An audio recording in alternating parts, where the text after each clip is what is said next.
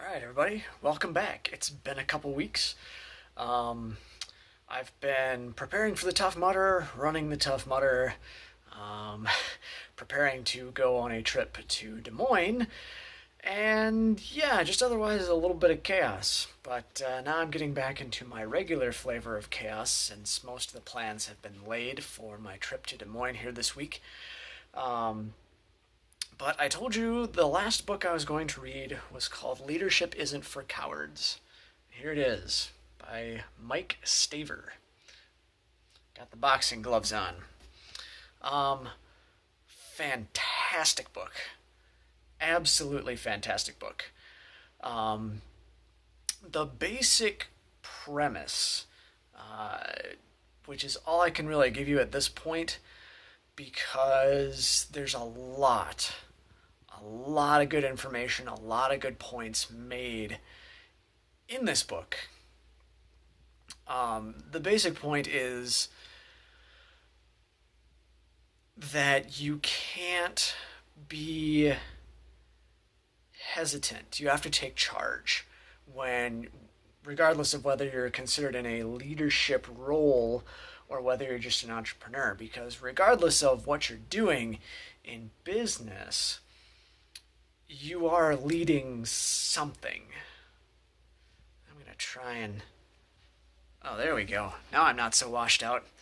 I've got a window kind of behind me up that way. Um, but yeah, you can't be hesitant. You've got to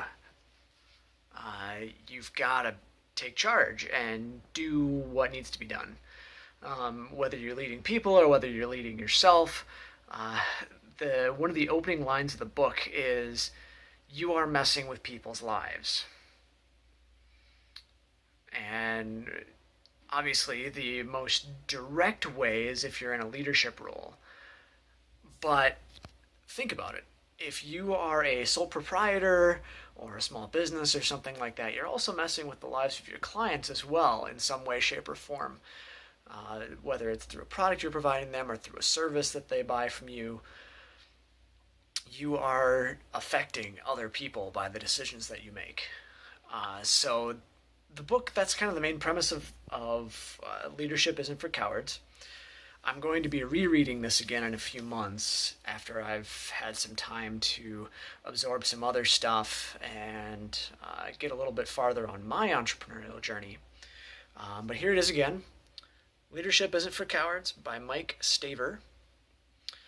It came highly recommended from my business coach.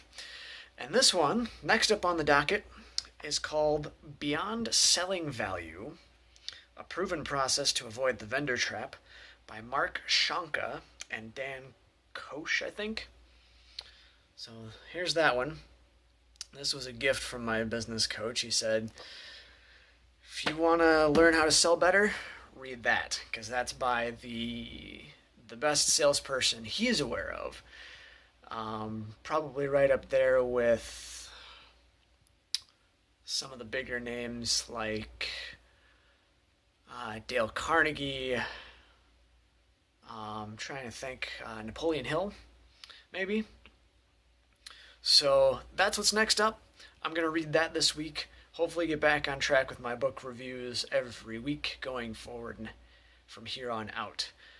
So until next time, take it easy, guys, and we'll see you then.